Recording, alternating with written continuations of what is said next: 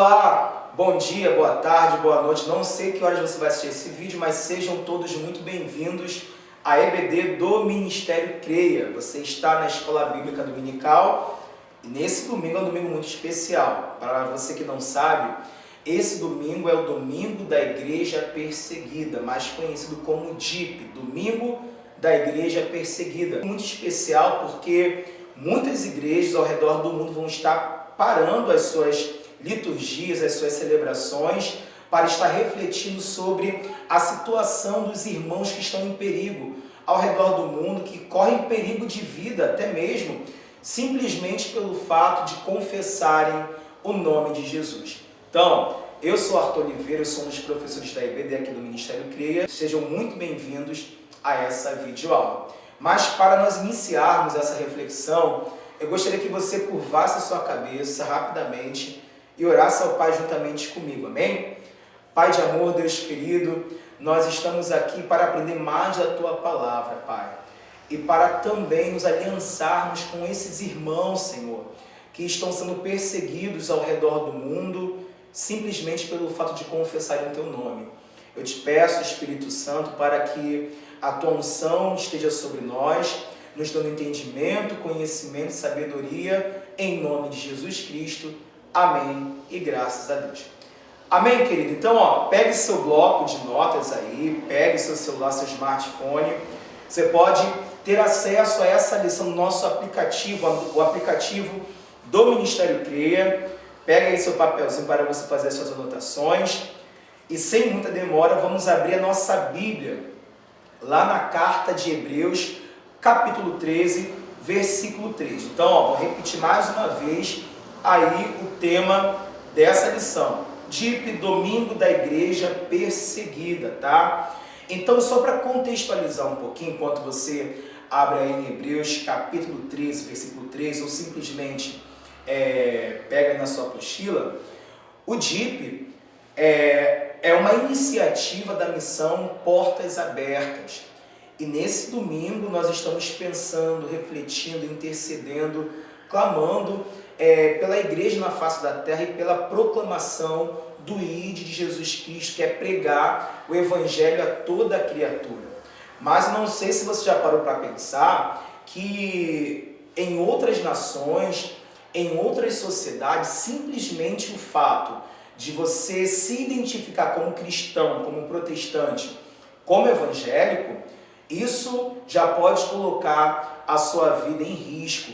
E a missão Portas Abertas, ela gera toda essa comoção, essa convocação para nós pensarmos na situação do Evangelho nas nações mais longínquas da face da terra, que ainda não tiveram acesso à pregação da verdade de Jesus Cristo, tá? Então, só para você saber, umas anotações que eu fiz aqui, o DIP, a cada ano, ele tem uma data certa para acontecer e, tradicionalmente, é uma semana após o domingo de Pentecostes. Por quê?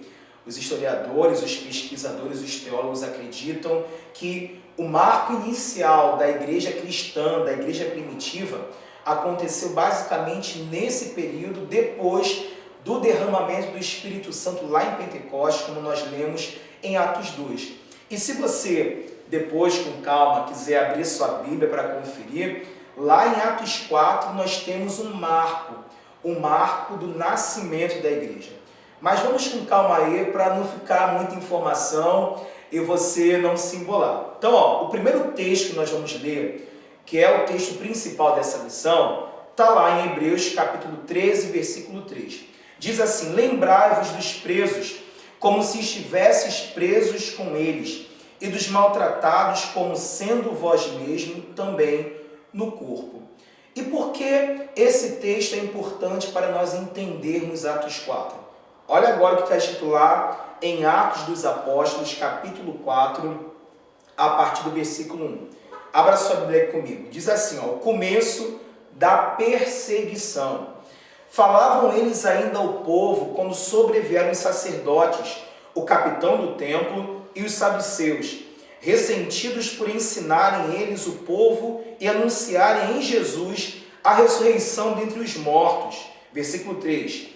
e os prenderam, recolhendo-os o cárcere, até o dia seguinte, pois já era tarde.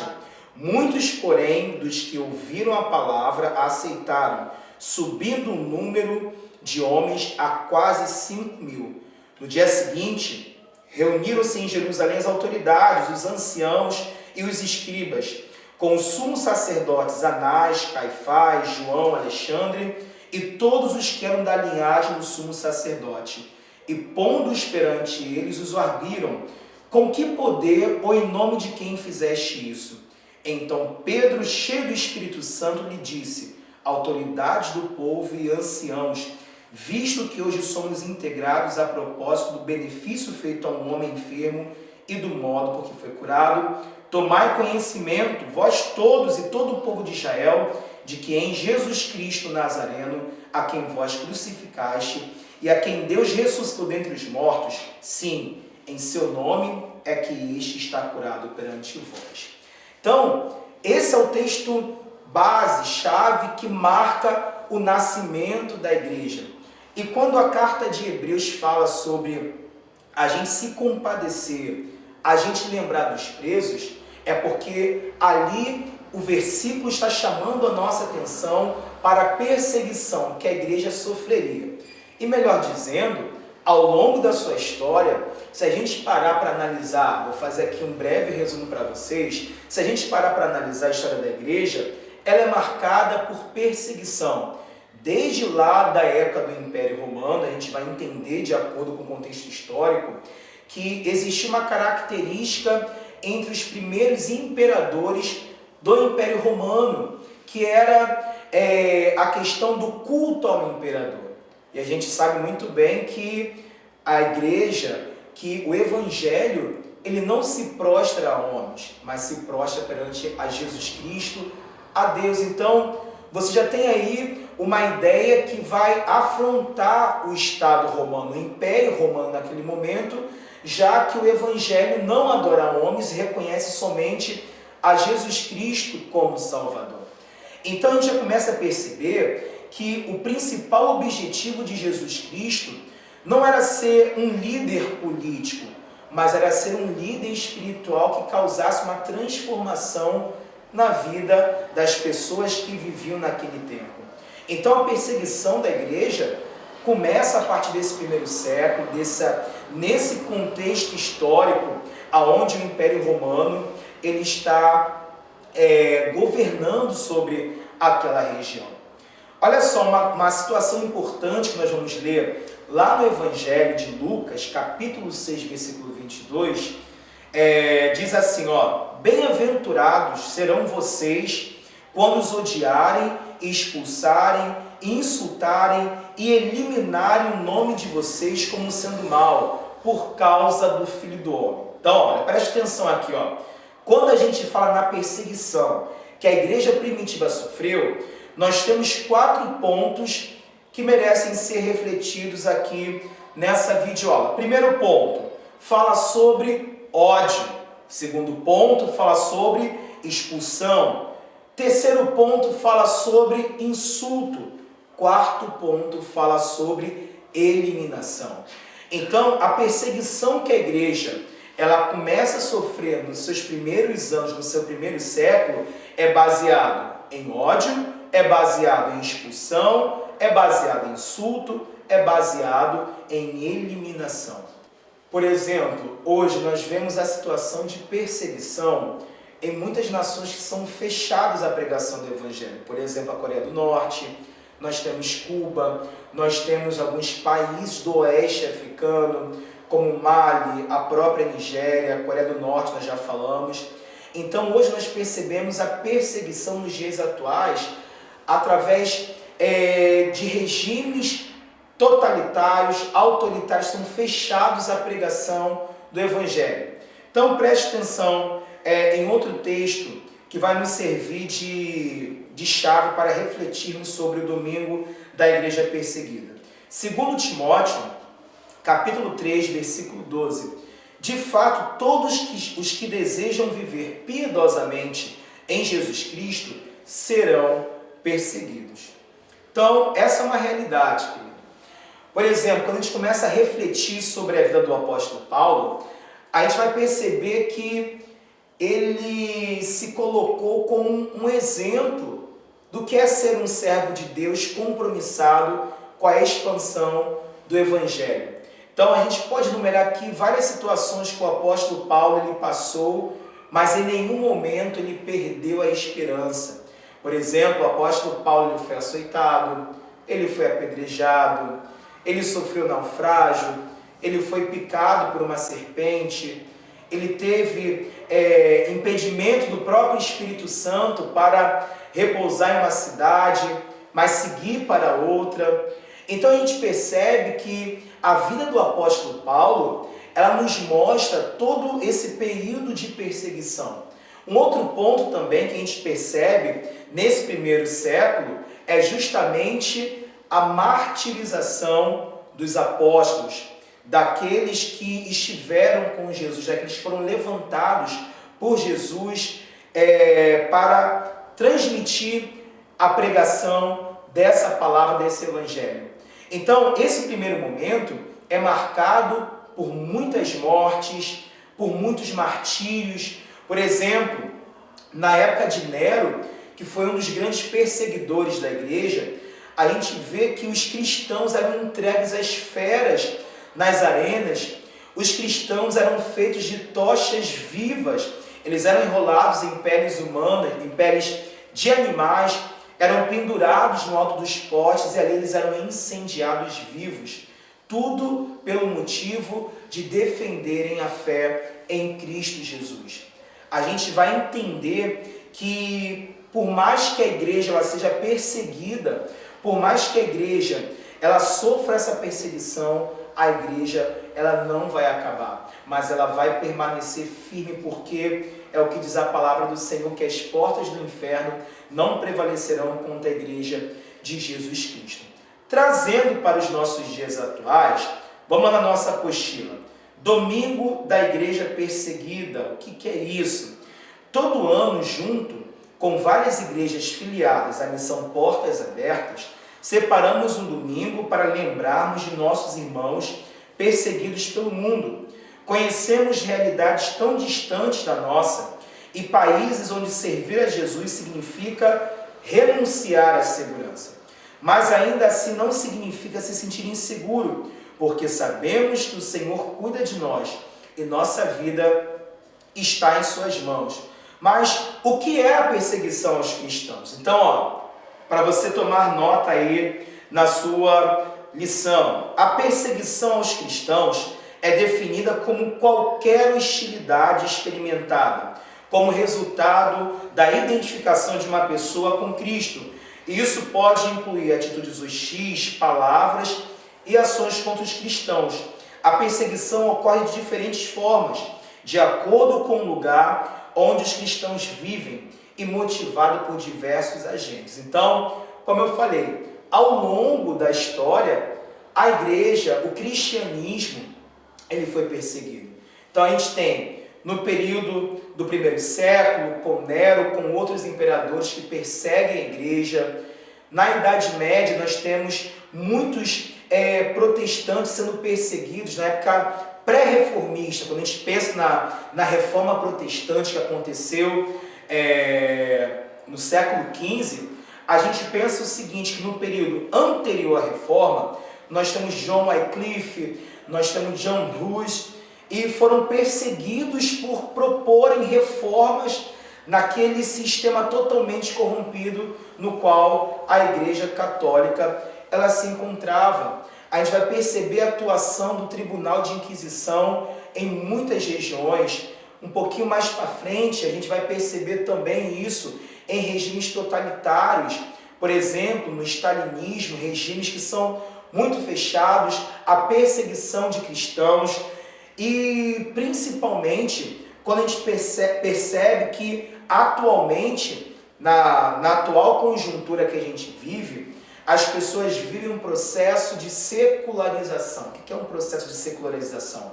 É um processo de afastamento da vida religiosa, da vida espiritual. Então, as pessoas hoje, elas têm na sua identidade uma vida totalmente separada de Deus, de forma que quando você assume para si uma identidade ligada aos princípios bíblicos, você também pode sofrer perseguição.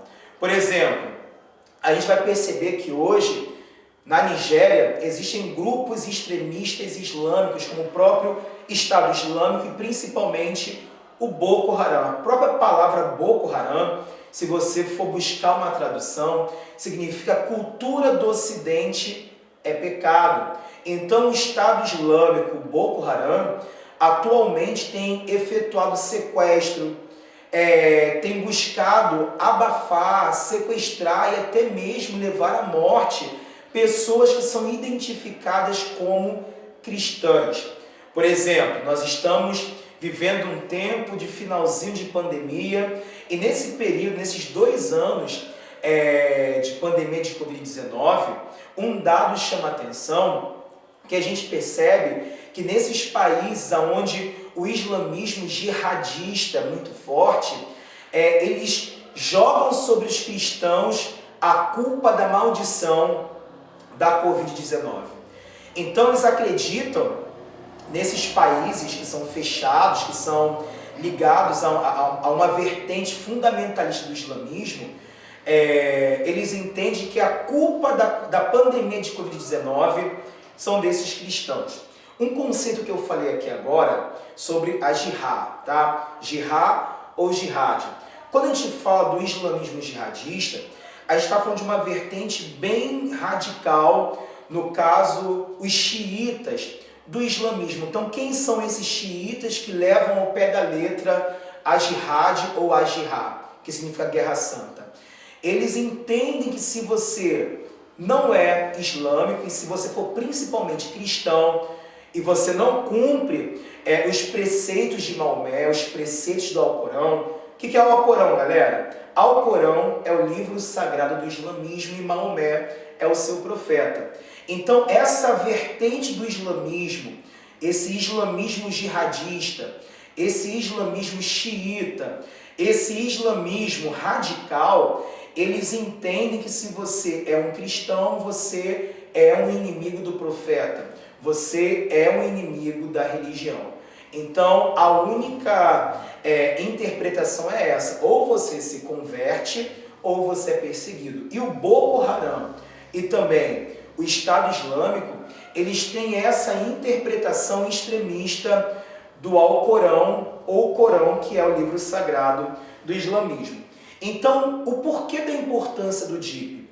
Porque enquanto nós desfrutamos hoje de uma tolerância religiosa, e não foi uma tolerância religiosa gratuita, foi debaixo de muitas lutas, enquanto nós estamos aqui no Brasil desfrutando dessa tolerância religiosa, existem irmãos nossos que estão sendo separados de suas famílias, que estão sendo massacrados, que estão sendo mortos, e é sobre isso que a gente precisa pensar.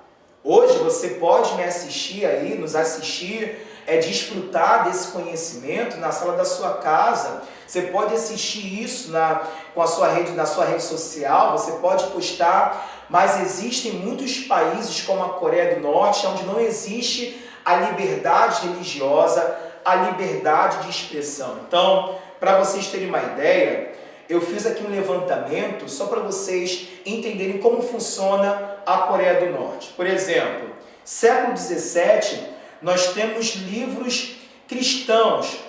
Século XVIII, existe uma proibição.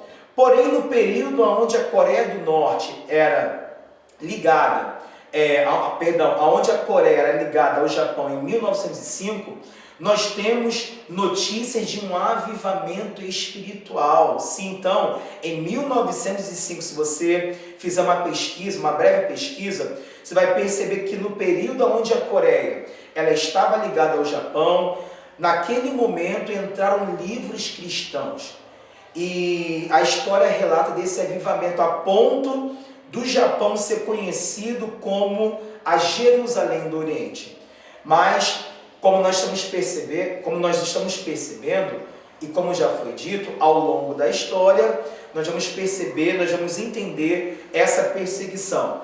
A partir da Guerra Fria, em 1950, quando acontece a Guerra das Coreias, e ali existe uma separação entre Coreia do Norte, identificada com o regime comunista socialista, e a Coreia do Sul, no regime capitalista liberal, nós percebemos que a Coreia do Norte ela se fecha. Então, voltando ao que eu estava falando antes, enquanto nós desfrutamos dessa liberdade de expressão, dessa liberdade religiosa, nós vamos entender que a Coreia do Norte, a internet, ela é controlada. Os meios de comunicação são controlados. Hoje nós temos um ditador chamado Kim Jong-un e lá tudo aquilo que é veiculado passa pelo Estado. Não existe liberdade de expressão. É uma ditadura, é um regime totalitário. E o simples fato de você confessar Jesus Cristo, o simples fato de você se identificar como cristão, significa que você vai ser perseguido e até mesmo punido. Um outro país que nós vemos esse crescimento também atual é o Afeganistão. No final do ano passado, início desse ano, nós vimos o Talibã retornando ao poder e são extremistas islâmicos que não permitem a liberdade da mulher e a liberdade de outras práticas religiosas, principalmente o cristianismo. Então, eu levantei esse parâmetro, essas informações, só para nós termos ideia de como cristãos ao redor do planeta estão morrendo por defenderem a sua fé em Cristo Jesus. Para nós avançarmos mais um pouquinho, o que a Bíblia fala sobre a perseguição? Então, lá em Lucas 6:22, repetindo o versículo-chave: bem-aventurados serão vocês quando os odiarem, expulsarem, insultarem e eliminarem o nome de vocês, como sendo mal por causa do Filho do Homem. Então, olha como funciona essa perseguição. Repetindo, anota aí, debaixo de ódio, debaixo de expulsão, debaixo de insulto e debaixo de eliminação.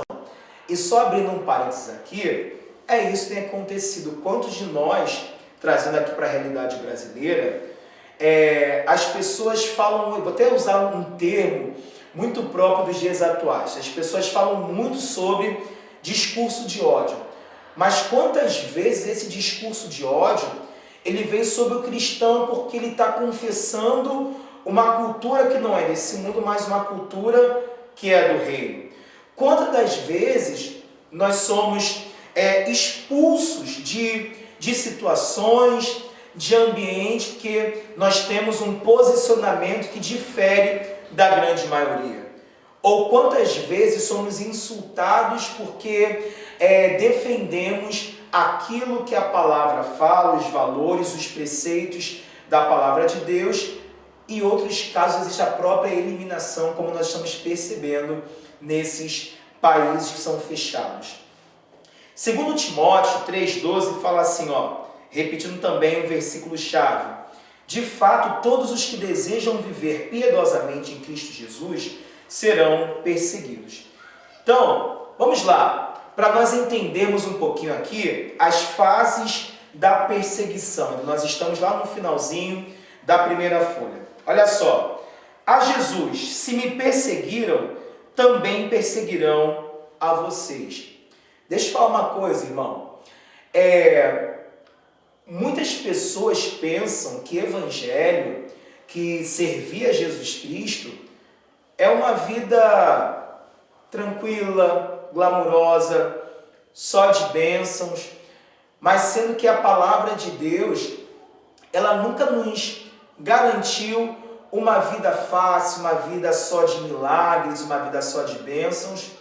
As palavras do próprio Jesus nos afirmam que no mundo nós teríamos aflições, mas era para nós termos bom ânimo, porque se ele venceu o mundo, nós também venceríamos. Então hoje, o que a igreja tem vivido é literalmente uma perseguição. Por exemplo, pode ser uma perseguição da mídia. Eu não vou generalizar, mas você também pode viver uma perseguição política, ou no seu círculo de amigos, quando você se posiciona baseado nos princípios da palavra de Deus, e isso vai contra a maioria. Até uma situação importante que nós estamos vivendo aqui na igreja, nós estamos no mês da cultura do reino. O que é cultura? Cultura é identidade, cultura são valores. E quando você se coloca a viver a cultura do reino, é como se você falasse assim, olha, eu não estou disposto a viver a realidade dessa terra, não estou disposto a viver de acordo com os preceitos desse mundo. Aí sim você começa a ser perseguido. Por quê? Você passa a ter as suas atitudes baseadas na palavra de Deus. Então aquele que roubava, ele não rouba mais porque na palavra está escrito isso. Aquele que mentia, ele não desenvolve mais a sua vida de acordo com a mentira. Aquele que era trapaceiro, aquele que se prostituía, ele rompe com a cultura do mundo, ele passa a ser identificado com a cultura do reino, com a cultura do alto. Então esse é um ponto que nós precisamos ter em pauta aqui, para nós entendermos o porquê que nós somos perseguidos. Talvez você não vai ser perseguido se você tiver um modo político ou ideológico, uma filosofia de vida diferente da maioria. Talvez você vai ser até respeitado. Mas a partir do momento que você fala, eu quero viver de acordo com a Bíblia, eu quero viver de acordo com as palavras de Jesus, você vai enfrentar perseguição. Então, uma outra fase da perseguição, como nós lemos inicialmente, Pedro e João, quando eles foram ameaçados, quando eles foram açoitados por defender o Evangelho de Jesus Cristo. Todos os apóstolos foram martirizados, a grande maioria. Uns foram crucificados de cabeça para baixo, como o próprio apóstolo Pedro. E uma das situações, uma das palavras que me chamam a atenção, que estão em livros de história, fala que o apóstolo Pedro não se sentia digno de ser crucificado como seu mestre, como seu Jesus. E os textos históricos falam que o apóstolo Pedro, ele foi crucificado, ele pediu para ser crucificado de cabeça para baixo. Um outro mártir desse primeiro tempo da perseguição da igreja foi o próprio Estevão, lá em Atos 6. Estevão foi apedrejado. Enquanto ele estava sendo apedrejado, ele viu os céus abertos e ali Deus recebeu o seu espírito. E a partir daquele momento, a perseguição ela se desencadeia contra a igreja primitiva em Jerusalém. E uma coisa chama a atenção quando nós lemos Atos 6, era que o apóstolo Paulo ele presencia tudo aquilo. Então, olha só aquilo que Deus faz, olha só como Deus faz. O apóstolo Paulo, também conhecido como Saulo, ele era perseguidor da igreja, ele perseguia cristão, ele matava cristão e depois ele passa a ser o perseguido. E uma coisa muito importante para nós refletirmos é que Deus ele passa a contar com o apóstolo Paulo. E Paulo passa por dias difíceis, por tempos difíceis, mas uma coisa chama a atenção no discurso que o apóstolo Paulo ele tem de toda essa situação difícil que ele passa, seja açoite, seja humilhação, seja apedrejamento público, seja expulsão, seja ele sendo picado por uma víbora, seja o navio se destruindo no naufrágio. Ele fala que toda aquela tribulação, ela era leve e momentânea e ela produzia também um peso eterno de glória. Então, eu quero deixar para você um encorajamento aqui baseado nas palavras do apóstolo Paulo. A perseguição, ela vai até acontecer. Mas quanto mais a igreja é perseguida, mais essa igreja cresce. Então, a palavra que eu quero deixar para você nesse primeiro momento é que essa tribulação, ela é leve e momentânea e ela vai gerar um peso eterno de glória. Ok? Então, nessa primeira fase da perseguição, que nós vamos identificar como a perseguição judaica, nós temos a martirização desses apóstolos. Tranquilo? Vamos dar uma respirada? Respira fundo aí e vamos pensar agora e refletir sobre a perseguição romana. Então, nós temos Nero aqui Nós já fizemos essa contextualização histórica do primeiro século da igreja. Nero, que vai estar no poder de 54 a 68, aonde o apóstolo Pedro e o apóstolo Paulo foram martirizados durante essa perseguição. Nós temos Domiciano, que ele se intitulou Deus, relembrando também, gente, aquela ideia do culto ao imperador, tá? E construiu um templo em honra aos imperadores. Os cristãos que se recusavam a prestar culto ao imperador eram acusados de rebeldia contra o império. E este foi um período em que João foi lançado num caldeirão de azeite fervente e exilado na ilha de Patmos. Para você que não está ligando uma coisa a outra, é na ilha de Patmos que o apóstolo João ele vai receber a visão do Apocalipse, tá? Então, esse tempo de Nero, de Domiciano, é um período de intensa perseguição. Lembrando que é um momento onde os imperadores querem ser cultuados, querem ser adorados como representantes de deuses aqui na Terra. E, com certeza, o cristianismo ele não se submete a isso e uma perseguição se inicia. Outro ponto, outros imperadores que vão se destacar nessa perseguição estabelecida pelo Império Romano é Décio e Valeriano. Os cristãos foram perseguidos de forma intensa. A igreja foi encarada como uma ameaça que precisava ser eliminada. Não tinham permissão para se encontrarem, para realizar cultos. Eram ameaçados de morte caso o fizessem. Os cristãos precisavam declarar a religião. Ou seja, eles precisavam se posicionar.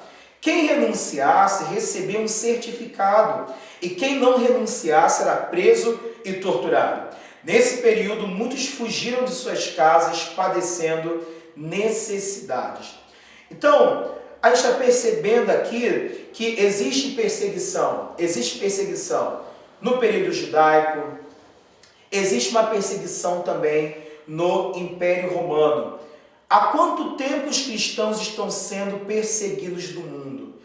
Queridos, eu te falo que desde sempre. Então, olha só, a perseguição, como temos visto, nunca se afastou da igreja. Certamente, para os que viveram durante as primeiras ondas de perseguição, que varreram a história eclesiástica, ser perseguido parecia fazer parte normal da vida cristã. Eu estou me lembrando aqui de um termo que eu ouvi no seminário, quando eu tive a oportunidade de cursar, que era sobre a parousia. Então, o que era a parousia? A parousia falava sobre a volta de Cristo. Então, os primeiros cristãos, eles tinham fé, eles acreditavam que Jesus Cristo iria voltar naquele tempo inicial. Então, quando nós pensamos na parousia, que está muito ligada à volta de Cristo, esses cristãos eles não tinham a vida deles por preciosa.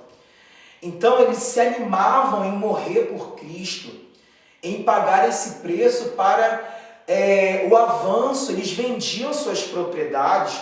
As cartas do apóstolo Paulo à igreja de Tessalônica falam muito sobre isso, sobre cristãos que vendiam as suas propriedades, que davam os seus bens, que eles estavam interessados na volta de Cristo. Então o pensamento era, poxa, por que eu vou ficar juntando riquezas aqui, se Jesus Cristo vai voltar e nós temos uma pátria superior, uma pátria celestial?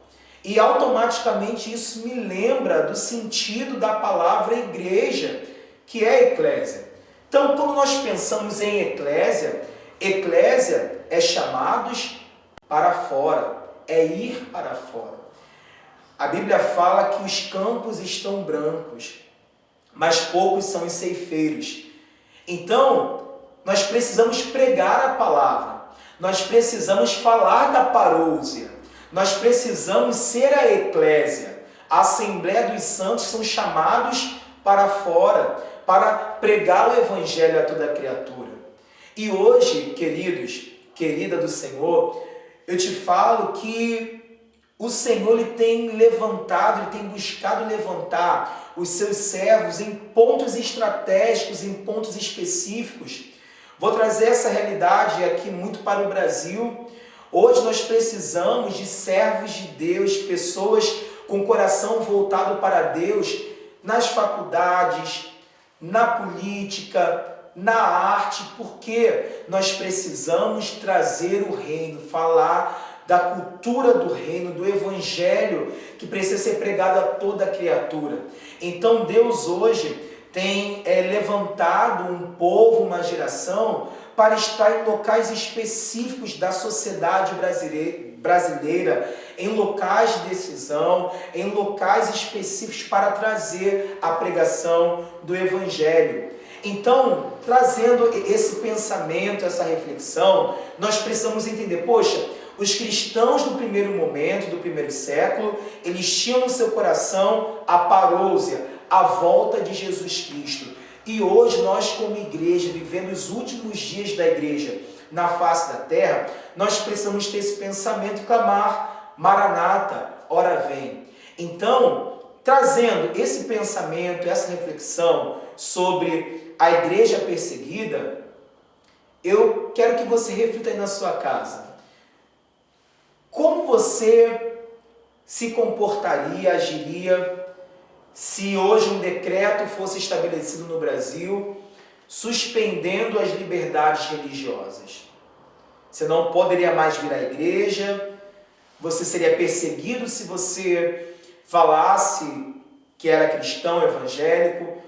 Como você se sentiria se você visse a sua família sendo subtraída, seus filhos sendo sequestrados, alguém que você ama sofrendo maus tratos? Como você se comportaria? O que você sentiria? Saiba que no momento que você está vendo esse vídeo, existem leis, vou dar aqui um exemplo, leis que estão sendo aprovadas na Índia nesse momento. Por exemplo, na cidade de Karnataka, lá na Índia, existe uma lei anticonversão. Aí você me pergunta: Arthur, o que é uma lei anticonversão? É uma lei que proíbe você de abandonar o hinduísmo. Na Índia, nós temos algumas religiões, mas a religião hegemônica, a religião que domina é o hinduísmo. E aquela é uma sociedade de castas. Por exemplo, existem várias castas, classes, como os brahmanes, os kshatriyas, os dalits, os intocáveis. E existe uma lei hoje que está em vigor na cidade de Karnataka, na Índia, que proíbe as pessoas de se converterem. E com a mesma intensidade que existe essa lei anticonversão, existe um processo chamado Garwapsi. Então, o que seria o Garwapsi lá na Índia? É um nome bem complicado, mas para você entender, é um processo de reconversão, ou seja, pessoas que se converteram do hinduísmo para o cristianismo, elas são assediadas a voltarem ao que eram antes. Por quê? Elas sofrem boicotes, elas são perseguidas, elas são sequestradas. Para você ter ideia da pressão que esses nossos irmãos eles sofrem ao redor do mundo. E hoje nós estamos aqui desfrutando de uma liberdade religiosa. Mas, querido, eu quero chamar a sua atenção que é na perseguição que a igreja ela cresce. Então, muitas vezes, Deus ele vai criar situações para nos tirar da nossa zona de conforto, para que a gente faça alguma coisa em prol da causa do Evangelho. Porque naquele grande dia o Senhor vai querer saber das obras de nossas mãos. E o verdadeiro avivamento, ele consiste em ganhar almas. A Bíblia fala que sábio é aquele que ganha almas. Então, por exemplo, citamos aqui a questão da Índia, onde existe essa lei anticonversão que aconteceu agora em maio, na cidade de Karnataka. Como eu acabei de falar, existe essa lei anticonversão. Nós citamos também, para você fazer um relembrete aí, para você relembrar, falamos sobre a questão da Nigéria, o Estado Islâmico e o Boko Haram dominando, sequestrando e praticando mortes e execuções contra os cristãos. Exemplo também da Coreia do Norte, aonde é uma das nações mais fechadas do mundo para a pregação do Evangelho. Nós temos relatos de que pessoas, elas têm apenas uma página da Bíblia e elas não podem ser descobertas, porque elas vão ser perseguidas pelo governo. E hoje nós estamos aqui na nossa zona de conforto e eu te pergunto, o que você tem feito com a oportunidade que Deus tem te dado de pregar o Evangelho? Queridos, seguindo a nossa lição aqui, de fato, a perseguição tem acompanhado a história da igreja, mas ela vem e vai com o movimento das ondas do mar, como o movimento das ondas do mar. Os períodos de tolerância foram conseguidos a duras penas, seguidos inevitavelmente por novos ataques, tanto por forças fora da igreja ou tragicamente dentro dela própria. Nós, no Ocidente, no início do terceiro milênio, temos desfrutado de um longo período de liberdade religiosa. A história, no entanto, nos ensina que não há garantia que essa liberdade continue. Então, preste atenção, trazendo aqui para o exemplo brasileiro, o Brasil, ele praticamente só vai ter a ideia de Estado laico. Aí você pergunta assim, Arthur, o que é Estado laico? Estado laico é um Estado que não tem uma religião oficial, ok? Então, até o ano de 1889, quando aconteceu a proclamação da República no Brasil, não se tinha a ideia de Estado laico. Por quê? Desde a época da colonização portuguesa no Brasil, a religião oficial era o catolicismo. A partir de 1889, quando acontece a proclamação da República, religião vai para um lado e Estado vai para o outro. Então, a religião católica, a Igreja Católica aqui no Brasil, ela tinha a hegemonia, ela tinha o privilégio de ser a religião oficial do Estado brasileiro, do Império Brasileiro. Mas a gente vai perceber que a chegada dos primeiros protestantes acontece em 1808, com a abertura dos portos às nações amigas, vinda da família real, e a partir desse momento, muitos protestantes eles vão entrar na igreja, principalmente luteranos, calvinistas e anglicanos. E a gente vai entender que ao longo do século XX, várias ondas protestantes vão acontecer. Nós temos uma primeira onda, que vai acontecer com o protestantismo histórico, depois com o protestantismo de missões, com a Igreja Batista, principalmente, com a Igreja Presbiteriana. A gente tem a chegada do pentecostalismo com a Igreja Assembleia de Deus, com a Congregação Cristã do Brasil. Temos depois a chegada das igrejas neopentecostais. Então, o que a gente entende? A gente entende que ao longo desse período do século XX, passando pela ditadura militar, mas principalmente a partir da Constituição de 1988, a chamada Constituição Cidadã, onde teve uma grande participação da sociedade brasileira naquela época, nós vemos que ali foi garantida a liberdade de culto, a liberdade de expressão, as liberdades individuais, a liberdade religiosa. Então, hoje no Brasil, depois de muitas lutas, nós temos isso garantido pela Constituição. Mas como foi levantado aqui na nossa apostila, até quando isso vai continuar? Então, hoje eu vejo Deus nos tirando do nosso lugar de conforto, da nossa zona de conforto, para que verdadeiramente nós sejamos eclésia, chamados para fora. E na reta final desses estudos, o que nós devemos fazer? Como diz Hebreus capítulo 13, versículo 3, lembrai-vos dos presos como se estivesseis presos com eles, e dos maltratados como sendo vós mesmos também no corpo. Então, para nós fecharmos aqui alguns pontos que eu quero levantar e refletir com vocês sobre esse tema que é de suma importância, que é o DIP, o Domingo da Igreja Perseguida. E que não seja apenas um domingo, tá? Mas que nós possamos refletir sobre a situação dos nossos irmãos ao redor do mundo todos os dias. Preste atenção aqui, ó. Então, assumindo de fato a identidade da igreja. Então, identidade, sermos reconhecidos como corpo de Cristo. Orar pelos que estão doando a vida nos campos missionários, para que Deus os fortaleça e os direcione. Orar pelos que estão se convertendo e por isso precisam abrir mão de suas famílias e bens, ou que precisam manter segredo, mesmo para suas famílias. Nos disponibilizar a ir, mesmo que a curto prazo, com objetivo específico.